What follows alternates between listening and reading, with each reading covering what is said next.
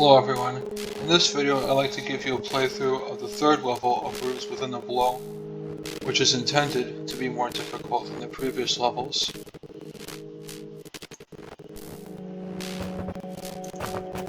Focusing more on interesting puzzles with unexpected solutions instead of straightforward combat. For example, if you choose to go south first,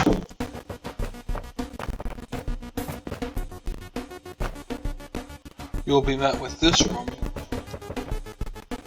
where you'll be overwhelmed with a horde of roaches normally, no matter how you try to point your sword. But, if you are clever and do some manipulation,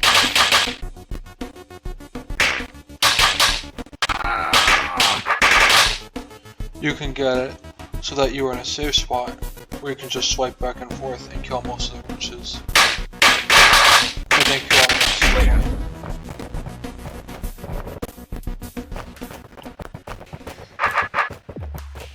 This next room involves manipulating the roaches to step on pressure plates for you, with the additional caveat of paying attention to when exactly you do it, so that you do not trap the other roaches.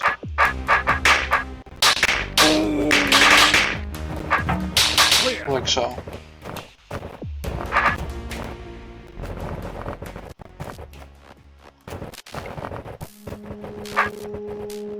You might have seen in the previous room, you are awarded with a challenge completed.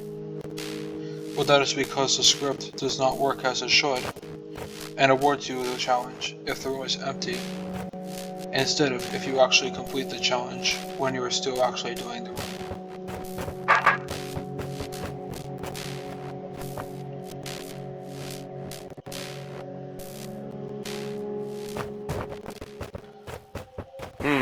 This next room is just a basic intro room to tokens that change the direction of the arrows,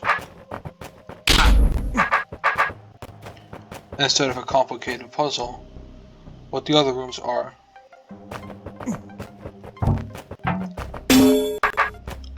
This room involves you using the arrow rotator tokens to defend yourself from oncoming swarms of monsters.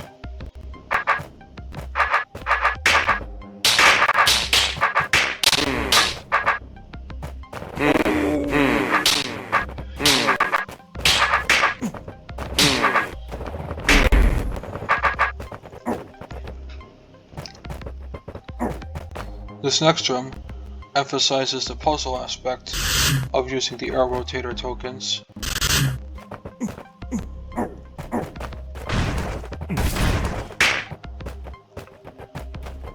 So that you can get the roaches out without either trapping them or yourself.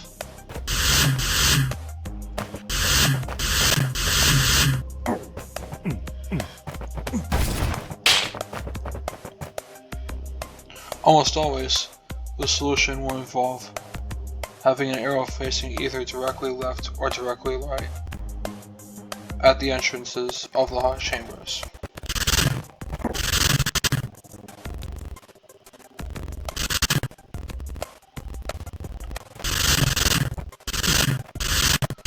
The middle room is more tricky, however, as you can see.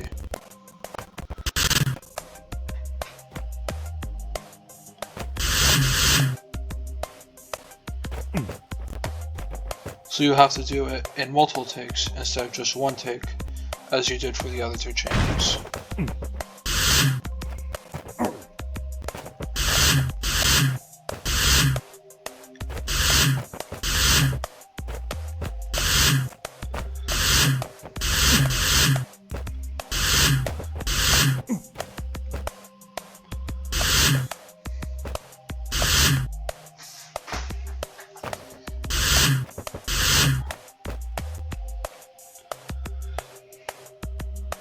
I believe it would probably be best for you to have them all in one position, either counterclockwise or clockwise,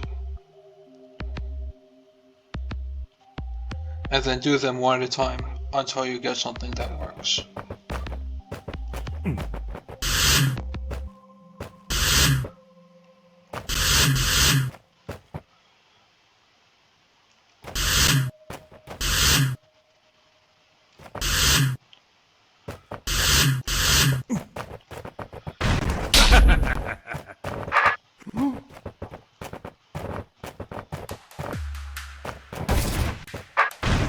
This next room involves you being careful about what evil eye you wake up first as well, although with the added benefit of you can actually change the direction of the arrows, which was not true in that room in the second level.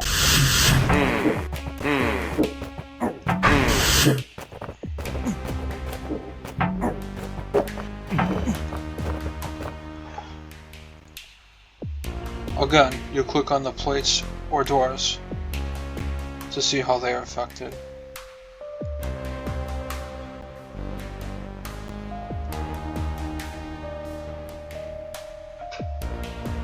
So although you can see that this plate opens the first door, the other two plates will close it, so you should open the first door last.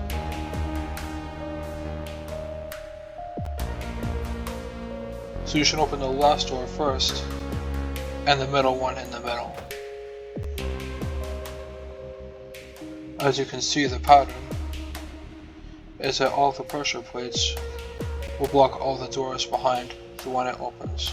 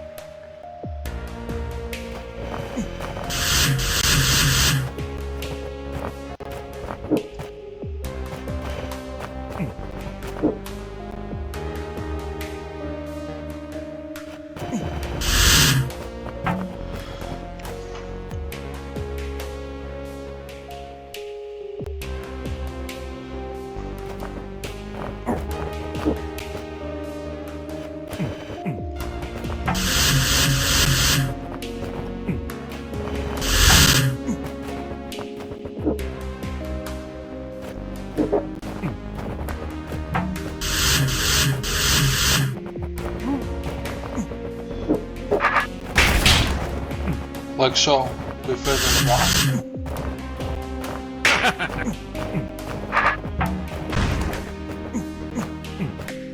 This next room introduces you to mirrors, which are basically like pushable crumbly walls. All the exception is that only a thrower's stab will break them, while crumbly walls will break if your sword is on them from any direction.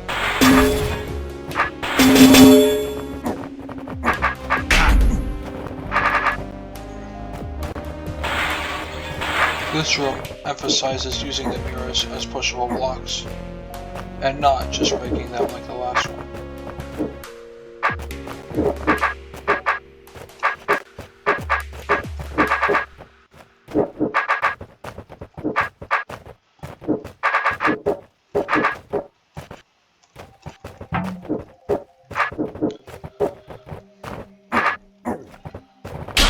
But it is still pretty straightforward, as it is just introducing you to a new concept. This next room is more complicated usage of the mirrors as pushable blocks.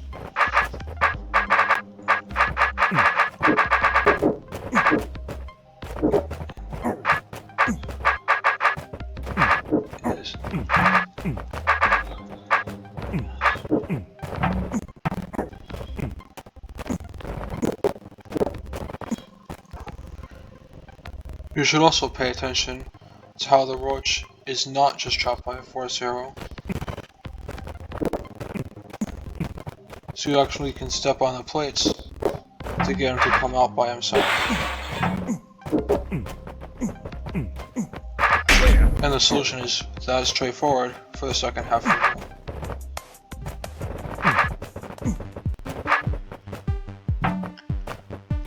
This room involves you being careful about where you place the mirror so that you do not get overrun by a swarm of monsters.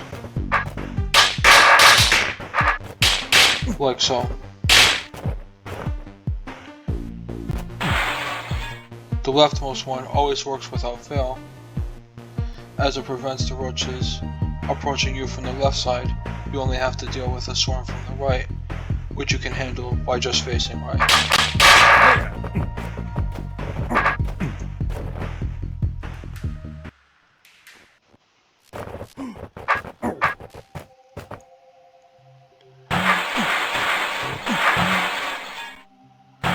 This room involves using the mirrors as a sort of maze, where you have to be mindful about not letting the pressure plates become unstuck, so that you do not get locked out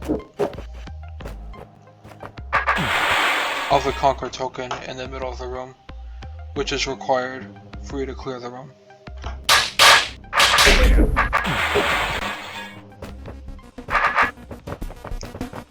This next one also involves also involves mirrors that prevent you from getting overrun by swarms, but it does it in a different way.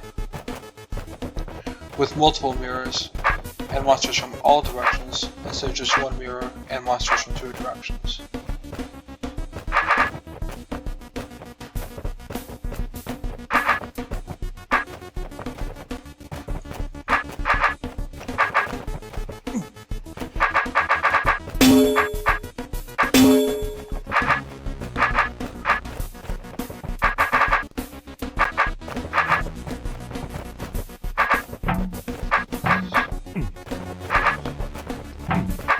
But it would be best for you to use the orb to your advantage as well, so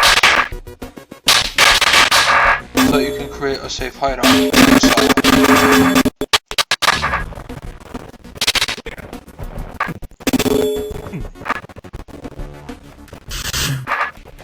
This next room introduces you to using the mirror to reflect evil eye beams, as well as block them, like so. Here, however, you do not want the evil eyes to see you from either direction, so you must push the mirror after you come back, because otherwise they will be stuck because of how the room is set up. This next room is just basically a more complicated version of the last room, although it introduces using roaches as well.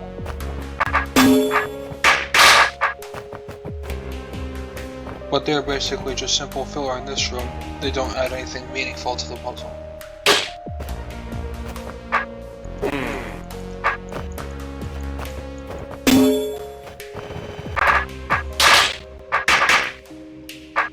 You also have to be careful about the order you wake up the eyes in this room, because once you open the door, it stays stuck open.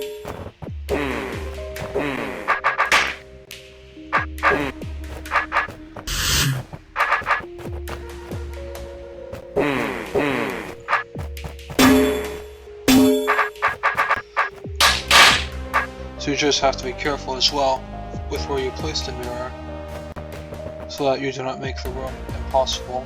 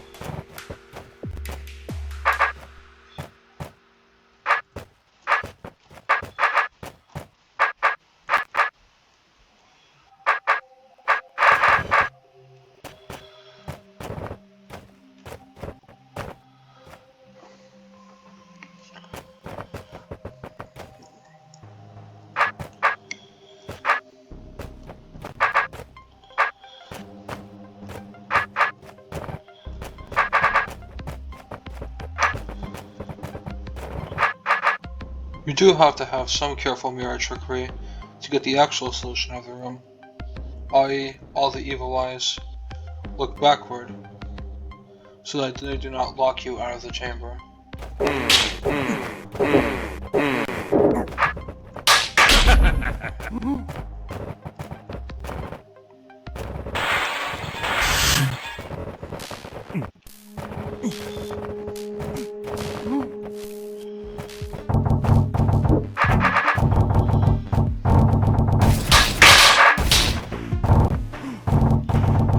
This room involves using trapdoors, as well as mirrors as weights.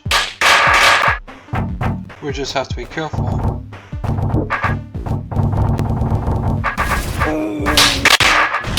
About not accidentally locking yourself out with the trapdoors.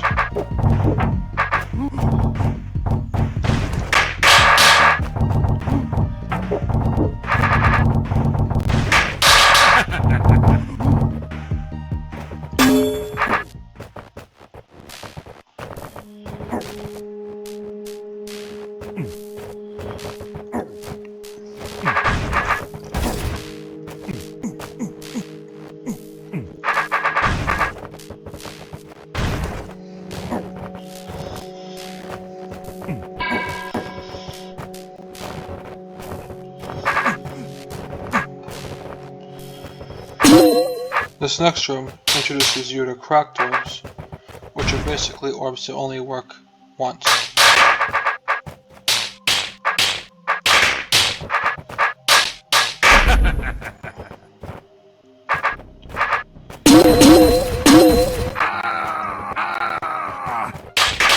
This room is sort of like a mini gauntlet.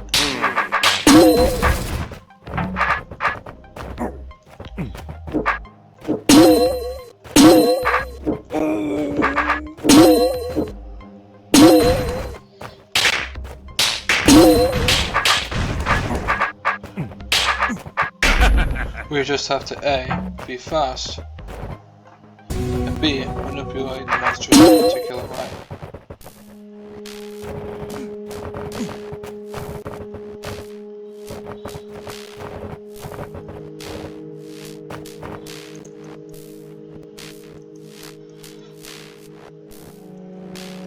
Now that we have officially completed the third level, I can explain how to do the fourth level in my next video. See you then.